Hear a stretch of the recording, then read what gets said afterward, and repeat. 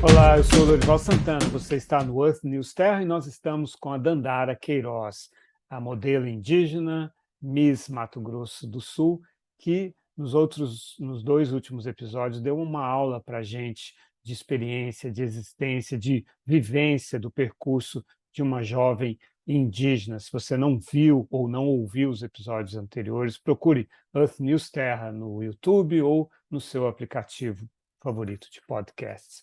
Nandara, a gente terminou o episódio anterior falando que, na verdade, não é nenhum favor você reconhecer e valorizar a identidade, a ancestralidade, a cultura indígena e dos outros povos, porque existe muita riqueza e muito aprendizado e muita coisa boa para ver nisso. E, aliás, você não precisa abrir mão das outras coisas, né? Você falou assim que na escola você sofria bullying e as pessoas falavam assim: por que você está usando celular? Por que você está usando tênis? Né? Você não é indígena e tal. Como se a gente tivesse que escolher, quer dizer, então, se eu não sou indígena, eu não posso aprender nada com os indígenas, não posso ir nas aldeias indígenas, eu tenho que me isolar, ele é o outro que tem que ficar longe de mim. E se eu sou indígena, bom, você é indígena, então o que você está fazendo com a internet, você não pode usar transporte público, não pode ter carro, não pode.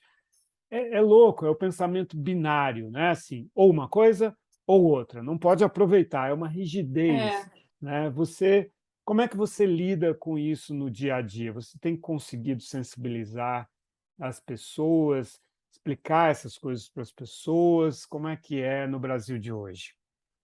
então, existem sim algumas pessoas que falam esse tipo de coisa de uma forma super desagradável, mas eu costumo não me importar, não levar para o coração, porque eu creio que são pessoas que desprovidas de conhecimento nesse sentido, sabe?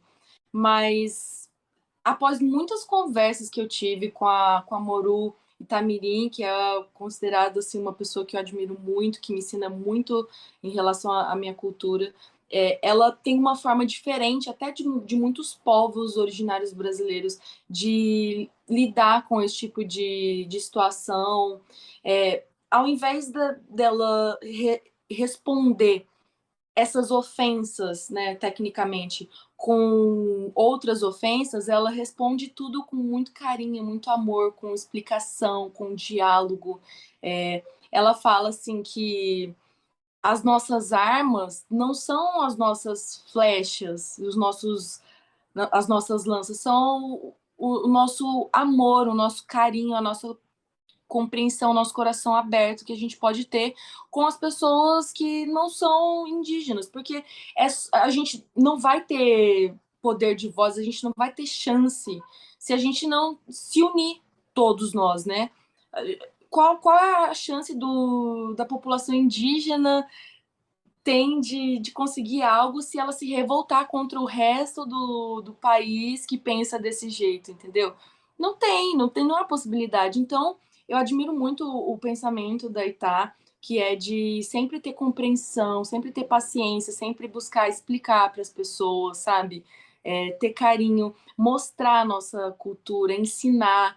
Eu mesma, depois que eu conheci um pouco mais da minha cultura indígena, enfim, eu me sensibilizei 200% com a causa, sabe? Eu tomei as dores das pessoas, levei para o meu coração mesmo, e luto, e tento, através das minhas redes sociais, sensibilizar, tento, sempre que eu posso, no meu trabalho, com as minhas amizades, falar um pouquinho mais, explicar a forma que a gente pensa, a forma que a gente quer proteger a nossa fauna, a nossa flora, porque muitas pessoas pensam que o indígena quer terra, quer vender madeira, quer desmatar, quer vantagens, entendeu? Mas depois que você convive um pouquinho só com, com essas pessoas que estão lá lutando para conservar a nossa mãe terra, para assim valorizar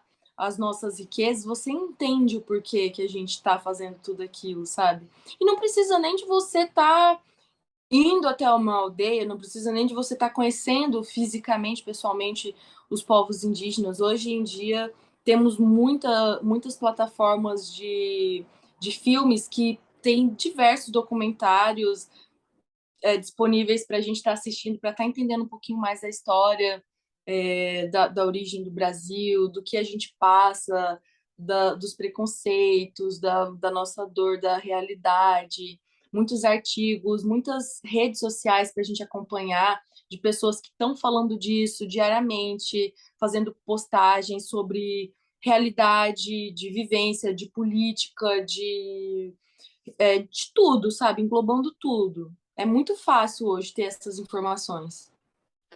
A história que você contou no primeiro episódio é muito legal, porque você disse que fez o exame de DNA e apareceu ali até os Andes, né? Passando depois pela Amazônia, e é exatamente esse o percurso histórico, né? Dos povos indígenas, dos Incas, passando pelos povos Isso, da Amazônia, descendo aqui para o sul, e uma identidade, então, Tupi-Guarani, que é a identidade, a matriz, né? Assim, uma das sim. matrizes um dos grandes troncos linguísticos e matrizes da nossa cultura, né?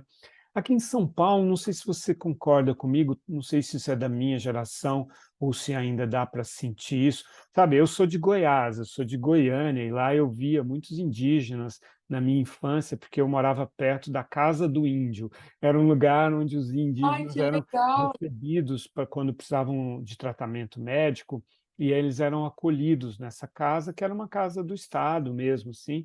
Então eles circulavam muito pela minha casa, às vezes acabavam passando, a gente conversando, eu brincava com índiozinhos, assim, e via os indígenas reais na minha frente e tal. Bom, mas aí quando eu mudei para São Paulo, eu senti que aqui as pessoas têm mais conhecimento da língua indígena, do Tupi-Guarani, do significado das palavras, do que mesmo em Goiás, que é um estado bastante indígena, né? Assim, e aí eu fiquei assim, pô, acho que as pessoas estudavam isso antigamente nas escolas. Tem uma origem indígena muito forte a cidade de São Paulo, né? Essa coisa do Padre Anchieta que veio para cá exatamente porque havia dos jesuítas que vieram fundaram a cidade, porque havia muitos indígenas aqui, era um lugar que atraía indígenas e tal, né? Você sentiu isso, uma certa valorização das palavras, dos nomes indígenas? Está em toda parte de Ibirapuera, em Angabaú, né? Todo Itanhaém, em todo lugar que você é um monte de palavras indígenas. É um mundo um pouco indígena também. Você sente isso um pouco isso em São Paulo ou sentia mais no Mato Grosso do Sul? Não, completamente, muito mais aqui em São Paulo.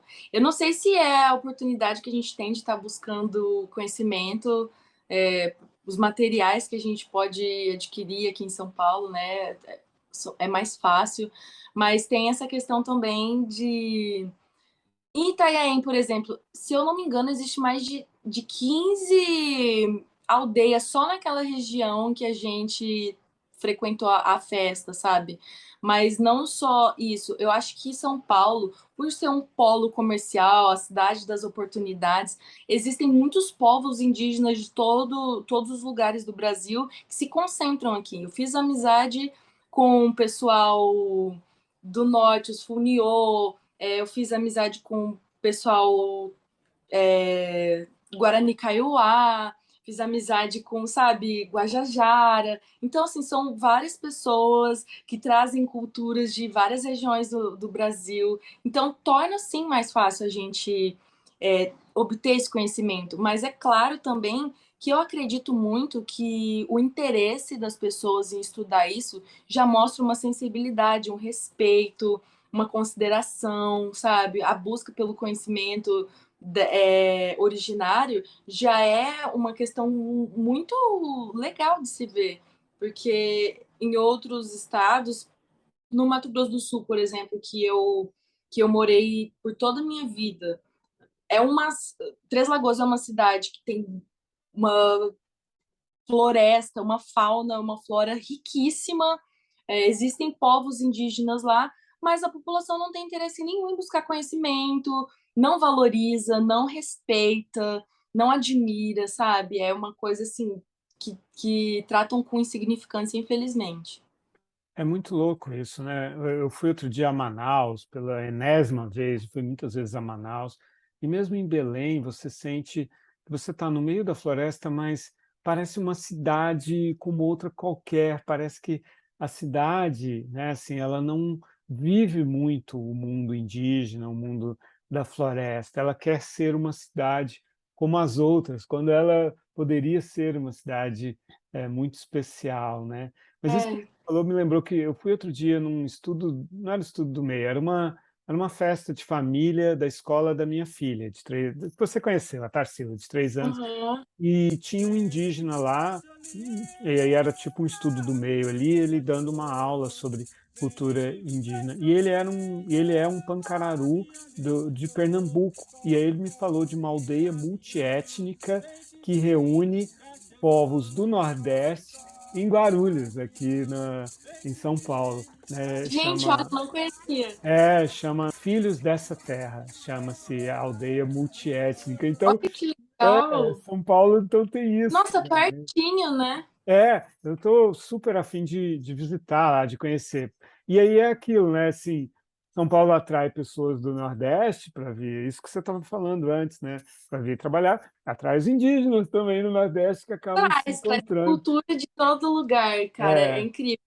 Eu tomando meu tereré, a outra modelo tomando chimarrão, aham. sabe, o pessoal escutando um tipo de música e o outro ensinando sobre religião, para, sabe, é muito legal esse mix que em trabalhos a gente tem oportunidade, assim. Religião, eu ia falar exatamente sobre isso. Sabe, naquela festa que eu fui, que eu te encontrei, que era do Fogo Sagrado, uma festa anual, né? E você mencionou aí a Morubixaba Itemirim, que é uma líder lá e tal. Então, seria uma festa, em princípio, de uma espiritualidade ancestral indígena também, né? E, no Sim, entanto, tinha ali grupos indígenas, tinha um grupo do interior de São Paulo, que eles eh, cantaram uma música que eles tinham composto e que falava, acredito que falava de Jesus Cristo ou do Senhor, de Deus, desse Deus, me pareceu soar um pouco como o Deus cristão, assim, né? Claro, a gente tem a história da mistura, do sincretismo e tal, né?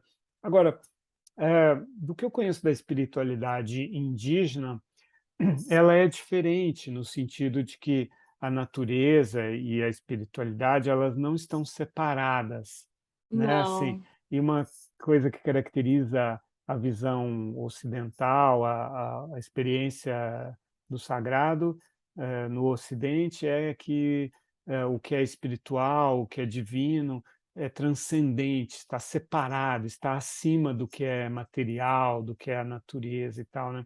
E, claro, os indígenas transitam entre os 2 mundos, né, e tal, mas eu, particularmente, sinto muita atração por essa ideia de que o até porque eu não acredito em Deus, então, assim, essa solução, essa saída de sentir que o sagrado, de que o espiritual está na natureza, está na gente mesmo, no humano, nos animais, nas plantas, eu particularmente, isso é muito pessoal, né, assim, isso Aham. me atrai muito, acho uma solução muito legal. Eu estou com 55 anos, daqui a um tempo eu vou morrer, né, assim, essa ideia de que eu possa me reintegrar à natureza, acho muito bacana, assim, né. Você, como é que é a sua espiritualidade e das pessoas com quem você convive, e como que essa vida indígena pode também nos enriquecer nesse sentido? Eu acho que a oportunidade que eu tenho de conhecer muitas pessoas e conversar sobre isso abertamente com elas, me faz entender a espiritualidade de cada um, me faz entender quem acredita em Jesus Cristo, me faz entender quem acredita em Tupã, quem acredita na energia divina, na energia cósmica, eh, sabe, em Buda, enfim. Eu entendo, e eu particularmente também defino que existem vários nomes para uma coisa só, que é o que eu sinto aqui dentro de mim, entendeu? E os indígenas, eles têm uma forma muito bonita de expressar a espiritualidade. Vamos supor, aquela festa que a gente foi, do Tataruçu-Catu, que é a do fogo sagrado, ela nada mais é que o intuito final dela unir as pessoas, celebrar as bênçãos que a gente tem aqui, né? A oportunidade de colher o fruto de uma árvore, oportunidade de apreciar, tomar um banho num lago, de ter uma família, sentar numa sombra, enfim, sabe, de se alimentar, de apreciar as paisagens. Eu acredito assim que nós, não só baseado no xamanismo, não só baseado na Umbanda, que é uma religião que mesclou assim o povo africano com o indígena, a gente leva sim os aprendizados, os rituais dessas questões, mas a gente acredita muito e honra muito a Mãe Terra. A gente colocamos nomes, né, Yansan, mas que nada mais é do que valorizar, agradecer ao nosso vento, Iara, o Jara, né, que é agradecer as nossas águas. Então, assim, temos nomes, temos crenças, mas unicamente eu sou muito a favor da gratidão à vida, da gratidão à família, às oportunidades, aos alimentos, a tudo. Como dizemos, né? Nhanderu Tupã, que é gratidão, Deus, energia divina, natureza, tudo pela oportunidade de estar aqui, de ser um ser vivo nesse mundo, entendeu? É muito amplo esse assunto, né? Mas eu adoro falar e eu compreendo muitas pessoas que têm a sua forma de ver a espiritualidade, porque eu acho que no final todos significam, levam para um só lugar, que é o amor, que é a gratidão, sabe? Dandara é o seu nome de batismo mesmo? Ele- Dandara. A minha irmã que escolheu meu nome, Uhum. ela tinha 14 anos, porque ela era fã da Cláudia Hanna, e a filha da Cláudia Hanna se chama Dandara. Só que eu, lá na Tabaçu, escutando uma lenda, uma história, né? Que a Itá estava contando pra gente, ela estava contando a história da Yara, que foi uma princesa guerreira que queria assumir o trono do seu pai, mas ele não queria deixar porque ela era uma mulher. E ela falou assim: então eu vou lutar como todos os homens, que vençam o melhor. Se eu, uma mulher, vencer todos os obstáculos, desafios que você propor, então eu sou digna de ser a cacique dessa tribo. Então, Dandara, princesa guerreira, ela venceu a batalha com um monte de Tiondares, que são os guerreiros das tribos, tipo assim, ela mostrou, né, desde então, olha como que os contos antigos já falam sobre a força da mulher, sabe? A oportunidade da mulher de estar no poder. Eu admiro muito isso, gente. Os povos indígenas, eles têm uma maneira de ensinar a gente que é linda demais, sabe? Com histórias que transformam, assim, que faz a gente aprender de uma forma muito bonita.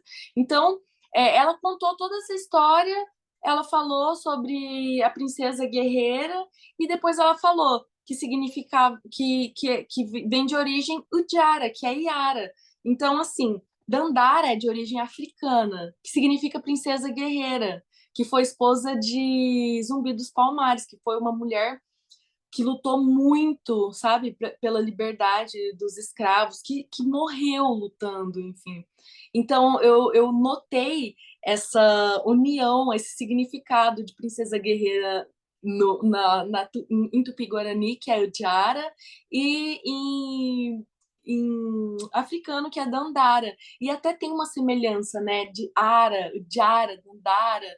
E aí eu falei, nossa, que bacana, tem tudo a ver, cara. Eu amei. Amei mais ainda o significado do meu nome, depois de ouvir essa história. Eu também, e diante disso só me resta dizer Yanderu, Jara, Dandara, obrigado, princesa É, a, guerreira. é,